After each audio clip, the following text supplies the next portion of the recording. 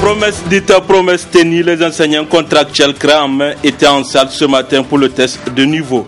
C'est le ministre Marté qui a donné le coup d'envoi en précision dans cette édition.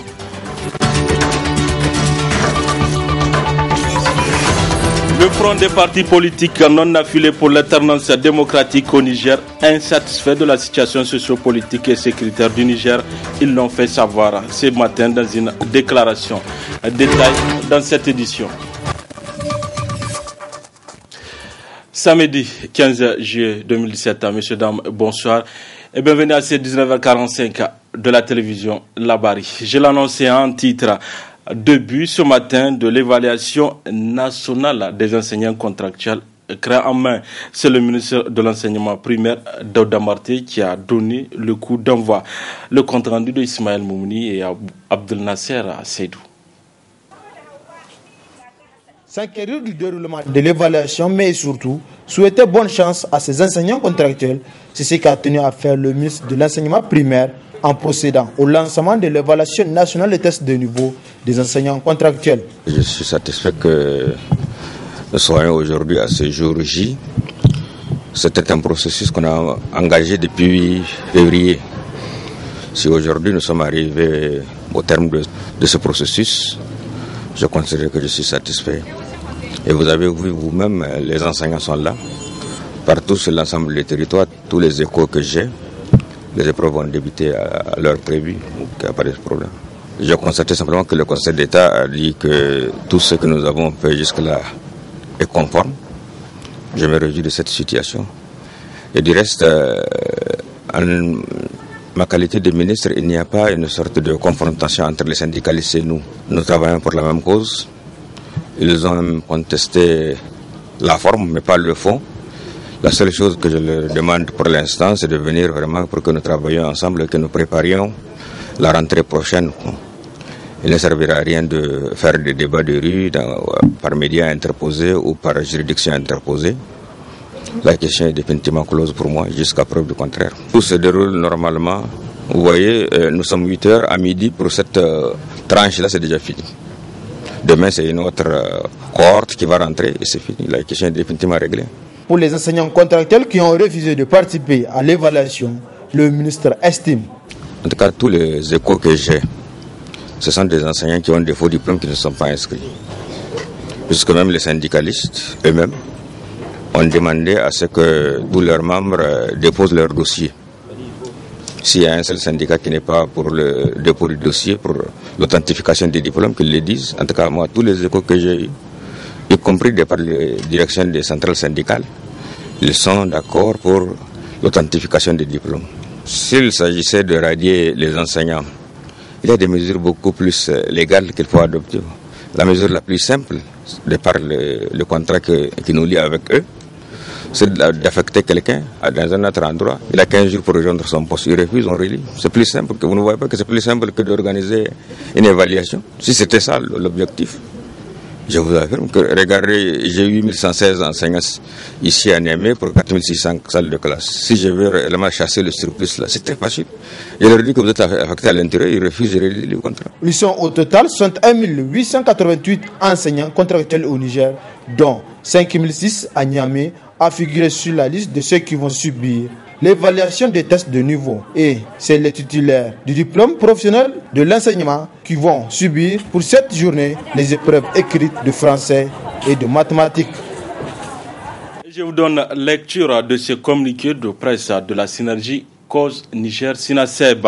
La coordination nationale de la synergie Cause Niger Sinaseb constate face à la détermination des enseignantes et enseignants à répondre au mot d'ordre de grève, au mot d'ordre de boycott de l'évaluation, l'administration a répondu avec brutalité. C'est ainsi que les arrestations ont été opérées sans management dans plusieurs localités du pays et le harcèlement continue car d'autres camarades sont toujours recherchés. En dépit de la volonté du gouvernement d'étouffer toute tentative de contestation de son évaluation illégale, les enseignants ont résisté en refusant de se présenter à la dite évaluation. C'est pourquoi Cause Niger Sinaseb félicite ses membres et dénonce la brutalité du gouvernement et exige la libération sans condition des camarades interpellés et aussi la fin des arrestations et harcèlements.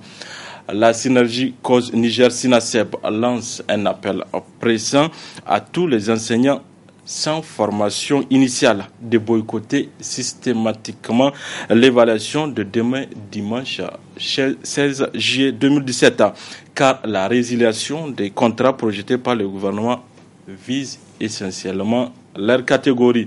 Signé la synergie cause Niger-Sinaseb. C'est également un des titres de cette édition, la situation sociopolitique et sécuritaire du Niger au centre d'une déclaration ce samedi du Front des partis politiques non affiliés pour l'alternance démocratique au Niger, FNAD. Dans cette déclaration, le FNAD s'indigne de la situation actuelle sur le front social au Niger. Un extrait avec Dr Adel Roubed. Depuis la fin des élections générales de 2016 au Niger, la situation sociopolitique au Niger présente un tableau peu reluisant, marqué par plusieurs violations flagrantes de la Constitution et des autres lois électorales. À cela s'ajoutent des arrestations tout azimuts des leaders politiques, des journalistes, des acteurs de la société civile et des militaires sur des bases fausses. Ce contexte est aggravé par des intimidations et des menaces contre des leaders d'opinion qui ne sont pas acquis à la cause du régime actuel en place. Ainsi, le Front des partis politiques non affiliés pour l'alternance démocratique au Niger, conscient de l'incapacité du régime actuel à diriger le Niger dans le sens du progrès et de la paix, s'engage à mener un combat démocratique pour sauver le peuple nigérien de l'impasse et de l'incertitude dans lesquelles il a été sciemment plongé par le fait d'une classe politique sans crédibilité et sans aucun souci. Il est temps que le peuple nigérien comprenne que le Niger est menacé par plusieurs défis majeurs auxquels les autorités actuelles n'ont aucune réponse. À cela s'ajoute le désir ardent du régime actuel à détruire systématiquement le cadre démocratique obtenu de haute lutte par le peuple nigérien à travers des modifications frauduleuses et hasardeuses, tout azimut de toutes les lois électorales ainsi que de la Constitution, sans concertation avec aucun parti politique ni avec la société civile. De la situation financière. L'autopsie de la gouvernance économique et financière, de la gouvernance politique et sociale, de la gouvernance juridique et judiciaire ainsi que de la gouvernance administrative et locale pendant les 6 dernières années de la gestion chaotique du régime de la 7e République du Niger suffirait à justifier la déclaration de ce samedi 15 juillet 2017. Nous n'éprouvons aucune crainte, aucun plaisir non plus à mettre à nu la vraie situation dans laquelle végètent de nombreux citoyens nigériens, dont certains acteurs politiques aiment à nier la gravité. Nombreux sont les Nigériens qui vivent dans une extrême misère et dans l'étouffement profond pendant que l'oligarchie perchée dans le pouvoir se contente d'ériger un véritable système mafieux en mode de gouvernance dont les mots de passe sont le complot, la corruption, le détournement des biens publics, le règne de l'impunité, l'insécurité galopante, les inégalités sociales.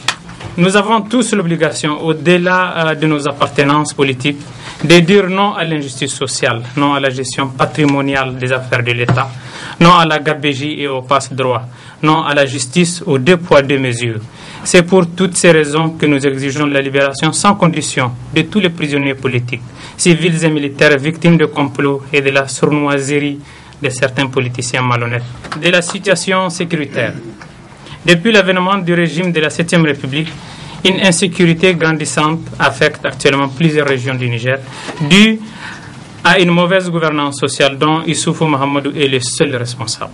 Le Niger ne mérite pas d'être entretenu dans une économie de guerre pour satisfaire les appétits toujours voraces et particularistes de certains acteurs sans légitimité et sans aucune crédibilité au niveau national. Vu les attaques de Boko Haram à Difa et des autres terroristes à Tillabéri et à Tawa, nous, leaders du Front des partis politiques non affiliés pour l'alternance démocratique au Niger, condamnons avec la plus grande énergie les intrusions de ces forces centrifuges et présentons par la même occasion nos condoléances les plus attristées aux familles de toutes les victimes et notre compassion à tous les blessés. Les travailleurs des eaux et forêts ont tenu ce matin une assemblée générale, une AG d'adoption des textes statutaires et d'élection des membres du comité de direction de la mutuelle des travailleurs des eaux et forêts. Le compte rendu de cette cérémonie avec Asma Osedou et Halidou Brema. Les agents de forêt et fonds disposent désormais d'une mutuelle de santé. Les membres du comité de direction et les textes statutaires seront connus à l'issue de cette assemblée générale qui va aussi procéder à l'adoption des textes qui vont régir la dite mutuelle. Qu'il me soit permis également d'exprimer aux éminentes personnalités ici présentes notre gratitude pour l'honneur qu'elles nous font en prenant part à cette assemblée constitutive de la mutuelle qui constitue un tournant historique important pour le cadre des eaux et forêts dans le processus de sa mutation véritable à travers l'amélioration des conditions de vie des agents forestiers dans un esprit de solidarité, d'entraide et de cohésion sociale. La région de Niamey qui vous ressort aujourd'hui et qui abritera sûrement le siège de notre mutuelle s'engage à jouer sa partition afin que la mutuelle soit dans le conseil des associations qui gagnent. La création de cette mutuelle est appréciée à sa juste valeur par le syndicat des travailleurs des eaux et forêts. En effet, la création d'une mutuelle de santé au sein des travailleurs des eaux et forêts a été un défi majeur de tous les bureaux exécutifs des syndicats des eaux et forêts qui se sont succédés. Nous pouvons alors, avec toute l'humilité requise, nous réjouir d'avoir tenté avec succès de relever ces challenges. Comme vous le savez, une mutuelle de santé est un cadre purement social choisi par les adhérents pour s'entraider et contribuer à l'amélioration de leurs conditions de vie et de leur famille. En général, elle a pour valeur la non-lucrativité, la solidarité, la démocratie, l'indépendance, la transparence, etc. Une initiative soutenue par le ministre de l'Environnement et du Développement durable. Mais comme dit le dicton, la santé n'a pas de prix. Et c'est pourquoi je pense qu'aucun effort n'est de trop pour contribuer à l'amélioration des conditions de vie et de santé de tous les travailleurs en général et de ceux des eaux et forêts, de leurs familles en particulier. Aussi, en plus des efforts constants de l'État du Niger pour la prise en charge des conditions sanitaires de l'ensemble des travailleurs et de leurs familles, il faut relever que les agents des eaux et forêts bénéficient de beaucoup d'autres avantages socio-sanitaires accordés de par la loi 2016-25 du 16 juin 2016 portant statut autonome du personnel du cadre des eaux et forêts. La mutuelle des travailleurs des eaux et forêts MUTEF a pour but principal la consolidation de l'esprit de corps et le raffermissement des relations amicales entre tous les travailleurs des eaux et forêts.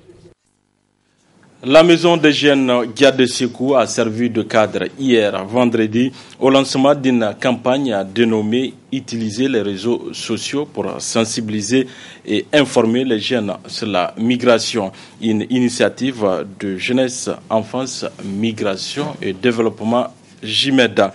Le compte rendu de Nafissa Zakou et Aboubakar Souley.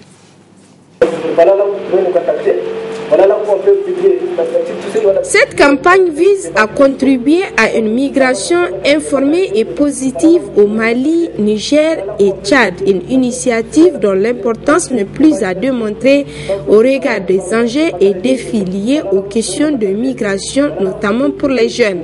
Ce projet vise en résumé à maximiser les effets positifs de la migration et à diminuer les effets positifs qui lui sont liés en améliorant l'inclusion et la stabilité économique des populations, ainsi qu'en diffusant des informations crédibles sur les enjeux, défis, opportunités et risques liés à la migration et en menant des plaidoyers sur les questions migratoires pour des politiques harmonieuses, prenant en compte les vraies préoccupations des développements et respectueuses des droits des migrants.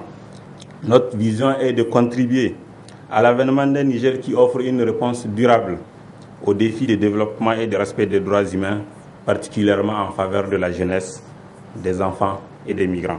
Au Niger, les jeunes sont les plus concernés par la migration. C'est pourquoi le Conseil national de la jeunesse approuve cette campagne.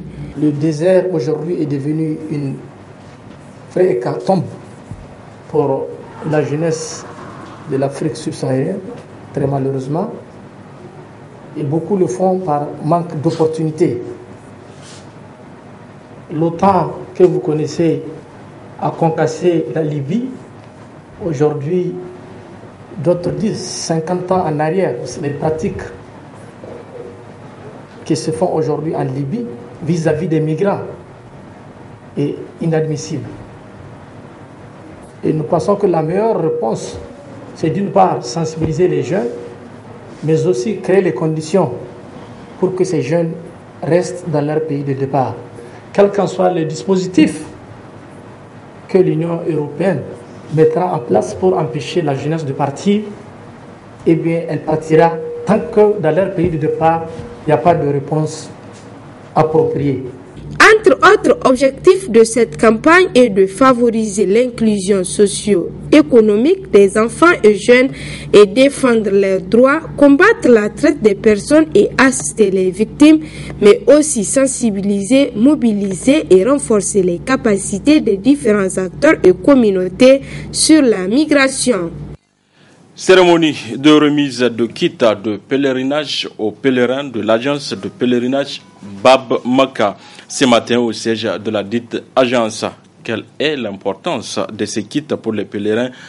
Élément de réponse dans ces reportages signés Nafissa Yahaya. Ils sont plus de 1200 pèlerins, hommes et femmes, de l'agence de pèlerinage Bab Maka ayant finalisé leur inscription à bénéficier de leur kit de pèlerinage composé d'un sac de voyage, un hijab et un complet de pagne.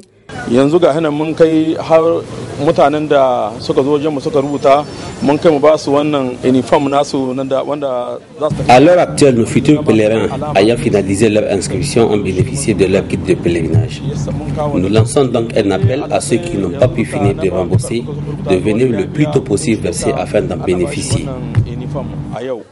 Wanda bai biya ba muna kira gare su su yi gaggazo su biya don su amshi uniform kinsu su zo shirya bisa ga tsare-tsaren da muke yi na aikin hajji na bana Allah yarda. En effet, le directeur général de Bab Maka n'a pas manqué de rappeler l'importance de ces kits pour les pèlerins. Abin da amfanin shi wannan ana ba mata shi suna sawa hijab tun daga nan ga zaka sa shi. L'importance de ces kits, c'est de se distinguer des autres pèlerins, d'ici jusqu'à la terre sainte de l'islam.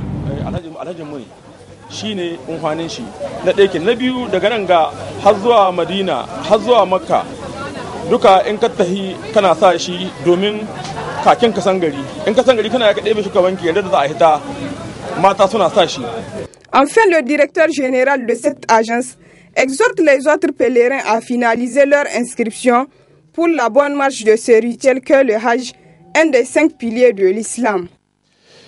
Le Niger a été honoré ce matin par les dialysés de l'espace IMOA via le directeur général de l'hôpital national de la Mordée. Ce dernier a reçu un témoignage de satisfaction des mains des membres du réseau des associations des hémodialysés et insuffisances rénaux de l'IMOA en guise de témoignage pour tout l'appui du hôpital aux dialysés de la sous-région. Le résumé de la cérémonie avec Adam Soumana et Aboubakar Souley. Les membres du réseau des associations des hémodialysés et insuffisants rénaux de l'espace IMOA, avec à leur tête le président du dit réseau, le sieur Baguidi Maximin, se retrouvent par la présente cérémonie au centre de dialysés de l'hôpital national de la Mordée pour témoigner de leur gratitude à l'endroit de ce centre hospitalier. En effet, les membres de cette mission ont tour à tour pris la parole pour louer les efforts et le rôle combien vital que joue l'hôpital national de la Mordée en matière de prise en charge des dialysés de l'espace IMOA depuis l'avènement de l'actuel directeur général.